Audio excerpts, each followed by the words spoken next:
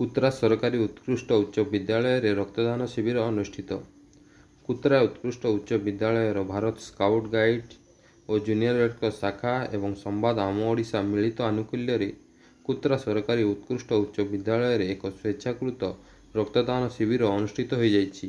ଏହାକୁ ଅନୁଷ୍ଠାନର ପ୍ରଧାନ ଶିକ୍ଷକ ନଳିନୀକାନ୍ତ ଶାସ୍ନୀ, ରକ୍ତଦାତା ପ୍ରୋତ୍ସାହକ ତଥା ସ୍କାଉଟ୍ ଜିଲ୍ଲା commissioner doctor Bibhishan Barik, DOC guide Dipika Kerketta, ରକ୍ତଭଣ୍ଡାର କାଉନସିଲର ରତ୍ନପ୍ରଭା ନାୟକ ପ୍ରମୁଖ ଉଦ୍ଘାଟନ କରି ସ୍ୱେଚ୍ଛାକୃତ ରକ୍ତଦାନର ଉପକାରିତା ବିଷୟରେ ବକ୍ତବ୍ୟ ପ୍ରଦାନ କରିଥିଲେ।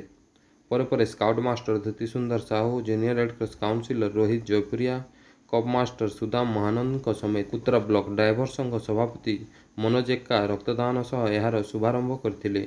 ଅନୁଷ୍ଠାନର ଆଲୁମିନି ଛାତ୍ର, ଅଭିଭାବକଙ୍କ ସମେତ ବାସନ୍ତୀ ଏକ୍କା, ପ୍ରଭାତୀ ଏକ୍କା ମଧ୍ୟ ରକ୍ତଦାନ କରି ମହିଳାମାନଙ୍କୁ ରକ୍ତଦାନ ପାଇଁ ଆଗେଇ ଆସିବାକୁ ଆହ୍ୱାନ ଦେଇଥିଲେ। କାର୍ଯ୍ୟକ୍ରମ ସଫଳ କରିବାରେ କୁତ୍ରା ଡ୍ରାଇଭର ସଂଘ ବିଶେଷ ସହଯୋଗ କରିଥିଲା। ସ୍ଥାନୀୟ ସମ୍ବାଦ ପ୍ରତିନିଧି ରାଜେଶ ସାହୁଙ୍କ ତତ୍ତ୍ୱାବଧାନରେ ଶିବିର ପରିଚାଳିତ ହୋଇଥିଲା। ଏଥିରେ ମୋଟ 28 ୟୁନିଟ୍ ରକ୍ତ ସଂଗୃହୀତ ହୋଇଥିବା ବେଳେ ସୁନ୍ଦରଗଡ଼ ରକ୍ତଭଣ୍ଡାର କର୍ମଚାରୀ ରକ୍ତ ସଂଗ୍ରହ କରିଥିଲେ। ସୁନ୍ଦରଗଡ଼ କୁତ୍ରାରୁ ରାଜେଶ ସାହୁଙ୍କ ରିପୋର୍ଟ, ସମ୍ବାଦ ଏକ୍ସପ୍ରେସ।